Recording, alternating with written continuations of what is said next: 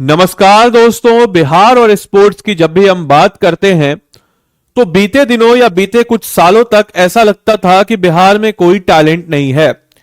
लेकिन कोई अगर बिहार का व्यक्ति है तो वो जानता है कि बिहारियों के अंदर स्पोर्ट्स में भी कितना हुनर है, कितना टैलेंट है। वो तो आज जब मंच मिला तो हमने दिखा दिया, चाहे वो आकाशदीप के रूप में हो, चाहे वो ईशान किशन के रूप में हो, या फिर वो वैभव सूर्यवंशी के रूप में क्यों ना हो। हमने दिखा दिया पूरी दुनिया को कि बिहार में भी स्पोर्ट्स में जबरदस्त टैलेंट है। या फिर अगर एथलेटिक्स की भी बात हम लोग करते हैं तो कबड्डी में हमने बहुत अच्छा प्रदर्शन किया है। इनफैक्ट अगर होस्ट की भी बात करते हैं तो अभी हाल ही में खेलो इंडिया यूथ गेम का होस्ट बिहार के राजगीर ने किया है। बिहार के राजगीर के अलावा बिहार के अन्य जिलों ने भी किया है। इसके अलावा बिहार में अगर हम बात करते हैं तो राजगीर का हॉकी स्टेडियम, जहां पर एशियन ऑफ वुमेन्स चैंपियनशिप का भी फाइनल, एशियन वुमेन्स चैंपियनशिप भी कंडक्ट कराया गया और पुरुषों का भी टूर्नामेंट कराया गया। और अभी हाल ही में राजगीर में अंतर्राष्ट्रीय स्तर के, अंतर्राष्ट्रीय मानकों का क्रिकेट स्टेडियम भी ओपन अप किया गया है। तो इतना सब कुछ आपको बिहार में होता हुआ नजर आ रहा है। और अगर मैं आपको इस बात को कहूं कि बिहार के युवा अब ओलंपिक 2026 में लाएंगे मेडल, तो शायद आपको ये आश्चर्य हो, लेकिन अब ये बात जो है मैं नहीं, पूरा का पूरा बिहार कह रहा है। और इसी की बात की पुष्टि की है माननीय गृह मंत्री माननीय गृह मंत्री भारत के यानी कि अमित शाह जी ने। क्या है खबर, तो आइए जानते हैं। तो नमस्कार है आप सभी लोगों को, मेरा नाम है आदित्य वैभव और करता हूं आप सभी लोगों का तहे दिल से स्वागत आप सबके अपने चैनल बीपीएससी स्टडी आईक्यू पे। तो दोस्तों अभी हाल ही में अगर हम बात करते हैं तो नालंदा बिहार में एक रैली हुई, जहां पे केंद्रीय मंत्री अमित शाह ने कहा कि हम बिहार के युवाओं को 2036 में भारत में होने वाले ओलंपिक में पदक जीतने की तैयारी के लिए कह रहे हैं, मतलब तैयारी के लिए हम कह रहे हैं, तैयार कर रहे हैं। अब आपके मन में दो प्रश्न आया होगा कि क्या ये 2036 में भारत में ओलंपिक होगा। Yes, Bharat is going to bet for it. Bharat जो है आने वाले वक्त में, यानी कि अहमदाबाद शहर जो लाइकली होस्ट होगा, और आने वाले वक्त में भारत जो है ये 2036 का जो है हम कह सकते हैं कि ओलंपिक होस्ट करने के लिए बेट कर रहा है। हालांकि कॉमनवेल्थ अभी अहमदाबाद में होगा।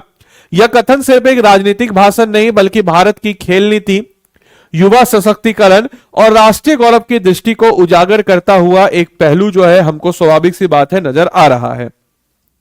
इसी क्रम में अगर हम देखते हैं कि कॉमनवेल्थ गेम्स जो है 2030 का अहमदाबाद होस्ट करने जा रहा है और भारत सरकार ने 2036 ओलंपिक की मेजबानी के लिए गंभीर प्रयास शुरू किए और पीएम नरेंद्र मोदी ने अक्टूबर 2023 में अक्टूबर 2023 में जो है international Olympic council session Mumbai में इसकी घोषणा की थी कि भारत 2036 ओलंपिक की मेजबानी करने को तैयार है।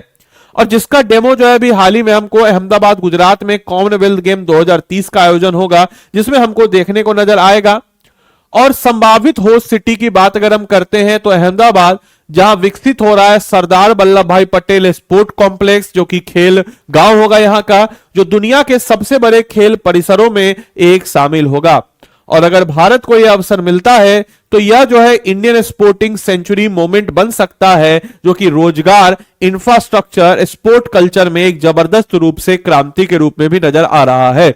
अभी हाल ही में बिहार ने होस्ट किया एक जबरदस्त तरीके से हम कह सकते हैं खेलो इंडिया यूथ गेम, और उसके अलावा हम देखते हैं कि बिहार ने काफी हद तक हॉकी के गेम्स को भी होस्ट किया है, इतने बड़े टूर्नामेंट को। इसके साथ साथ अमित शाह के बयान का अगर हम बात करते हैं, मिनी निकालें तो राजनीतिक संदेश क्या है, तो बिहार के युवा वोटरों से को प्रेरित करने के साथ यह संदेश है कि खेलों के माध्यम से राष्ट्रीय गर्व भी हासिल किया जा सकता है। और साथ ही साथ जो है विकासात्मक दृष्टि सिर्फ खेल मनोरंजन नहीं, बल्कि अनुशासन, फिटनेस और रोजगार का भी साधन हो सकता है खेल। अभी बीते दिन यानी कि कल रात को ही आपने देखा होगा कि भारत की महिलाओं ने क्रिकेट विश्व कप जीत करके अपना दबदबा कायम रखा है। तो केंद्र सरकार पहले ही खेलो इंडिया और टॉप्स यानी कि टारगेट ओलंपिक पोडियम स्कीम चला रही है, और बिहार को इसमें शामिल करना एक इंक्लूसिव स्पोर्ट पॉलिसी की दिशा में एक इनका जबरदस्त कदम है। वहीं अगर हम लोग बात करते हैं बिहार के स्पोर्ट्स में क्या पोटेंशियल है और क्या प्रॉब्लम है, तो बिहार जो है पारंपरिक रूप से खेलों में पिछड़ा रहा है, परंतु नई उम्मीदें जागी है।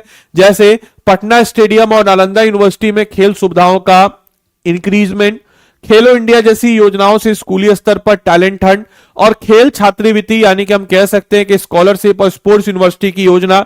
लेकिन चुनौती क्या है कि कोचों की कमी है, जो अच्छे ट्रेंड कोच है उनकी कमी है, ग्रामीण क्षेत्रों में बुनियादी सुविधाओं का अभाव है, और अगर हम बात करते हैं तो प्रतिभागों का पलायन यानी कि ब्रेन ड्रेन जो स्पोर्ट्स में है वो भी काफी ज्यादा, मतलब समझिए कि जैसे ईशान किशन है, बिहार के थे लेकिन चले गए दूसरे राज्य से खेलने के लिए, आकाशदीप है बिहार के थे चले गए दूसरे राज्य से खेलने के लिए, तो इस टाइप से चीजें जो है नजर आ जाती है।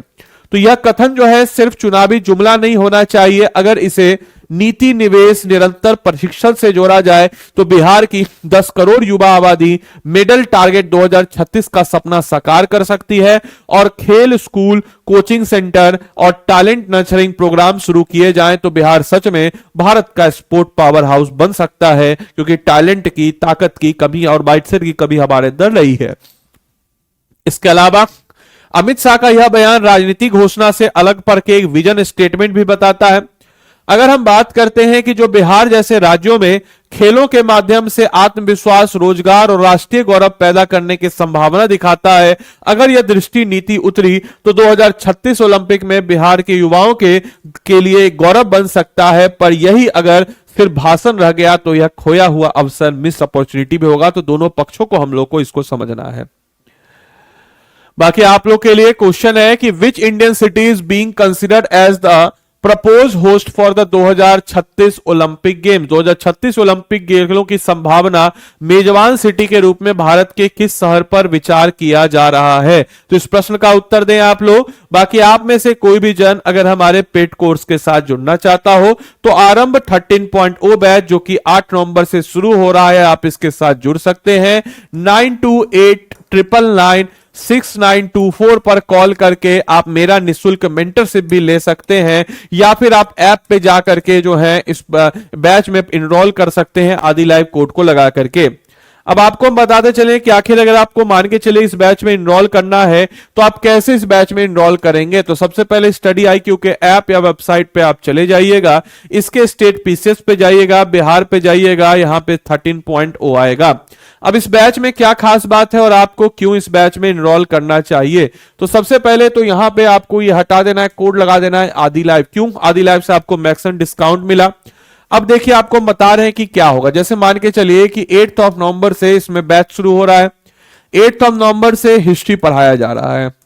अब हिस्ट्री में आप पढ़े, मान के चलिए कि आपको पढ़ाया गया हिस्ट्री में मॉडर्न एज, और इस मॉडर्न एज को आप जब पढ़े या मॉडर्न एरा को आप पढ़े तो इस मॉडर्न एरा को पढ़ने के बाद आपको एक मेंटर इस बैच में पॉइंट होगा। ये मेंटर क्या करेगा? तो इससे रिलेटेड आपको previous year question, model question बताएगा। आप एमसीक्यू लगा लिए। एमसीक्यू लगाने के बाद आपका सेंस ऑफ कॉन्फिडेंस होगा उसका। मेंटर इससे रिलेटेड मेंस में क्वेश्चन, जैसे मॉड आर्ट एंड कल्चर से क्वेश्चन आता है, उसका क्वेश्चन मॉडल आंसर आपको देगा।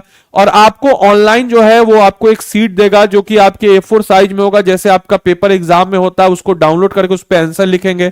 आंसर लिखने के बाद आपने इसको सबमिट किया, और सबमिट करने के बाद हम अगर बात कर सकते हैं तो सबमिट करने के बाद हम अगर कह सकते हैं कि आपने इसको सबमिट किया, और सबमिट करने के बाद हम कह सकते हैं कि इसके बाद आपने क्या किया? तो सबमिट किया, और सबमिट करने के बाद मेंटर ऑब्वियस सी बात है पहली बार में आप उतना अच्छा लिखेंगे नहीं, सुधार करके आपको देगा। फिर दोबारा आप इसको करेंगे और दोबारा मेंटर, क्योंकि आपने यहां पे मेरा कोड लगाया है तो फैकल्टी कोड के पास मेंटर मेरे पास भेजेगा, हम इसको दोबारा से देंगे। और फिर उसके बाद जो है आपके समझ जो आंसर आएगा वो आपका फाइनल आंसर होगा। और इस प्रकार से आपका टॉपिक का प्रीलिम्स, मेंस दोनों तरीके से आपका तैयारी होगा। और इसी को दोस्तों हम लोग कहते हैं इंटीग्रेटेड अप्रोच। और दोस्तों यही इंटीग्रेटेड अप्रोच की बात जब हम करते हैं तो यही हमारा कहलाता है इंटीग्रेटेड अप्रोच। और इस प्रकार से हम लोग 750 प्लस टॉपिक को हम अगर बात करते हैं तो 750 प्लस टॉपिक को 1100 प्लस घंटे की लाइव क्लासेस में पूरा का पूरा कवर अप कराएंगे। चाहे हिस्ट्री हो, बिहार स्पेशल हो, करंट अफेयर्स हो, जनरल साइंस हो, पॉलिटी हो, ज्योग्राफी हो, इकोनॉमिक्स हो, मैथ्स हो, रीजनिंग हो,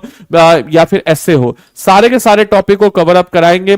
इसके अलावा मेंटर जो है आपको एक प्लेटिनम बैच है, इसमें क्या होगा? तो आपको एनसीईआरटी भी कहेगा करने के लिए। अब एनसीईआरटी का क्लास 6 का ही चैप्टर कर लीजिए, क्लास 12 का ही चैप्टर कर लीजिए, आप उसके वीडियो को देखेंगे ताकि आपका एक और डायमेंशन ओपन हो। साथ ही साथ हम कह सकते हैं कि भाई इसमें एक रिकॉर्डेड क्लास भी होगा जो कि आपको एक और डायमेंशन को ओपन अप करेगा, और इसमें जो है आपको बीपीएससी स्टडी आईक्यू पब्लिकेशन का बुक्स भी मिलेगा, और इस बुक्स से ताकि आप अपनी तैयारी को और मजबूती तरीके से कर सके। क्योंकि जैसे आर एस शर्मा जो एनसीएन हिस्ट्री के लिए पढ़ते हैं, R S Sharma UPSC centric किताब है, लेकिन बीपीएससी सेंट्रिक किताब आपको 7 किताबों का सेट आपके घर तक पहुंचेगा, और ये सब कुछ होगा आपको 11,999 में। तो देरी किस बात की, जाइए इनरोल कीजिए आदि लाइव कोड लगा करके, या 9289996924 इस नंबर पे आप कॉल कर सकते हैं, और इस नंबर पे कॉल करके आप लोग जो है इस नंबर पे कॉल कर सकते हैं, और इस नंबर पे कॉल करके आप लोग जुड़ सकते हैं, या फिर इस नंबर पे कॉल करके बोल दीजिएगा उसको कि हमको आदित्य सर का ही मेंटरशिप चाहिए, तो आपको मेरी तरफ से निःशुल्क मेंटरशिप मिल जाएगा।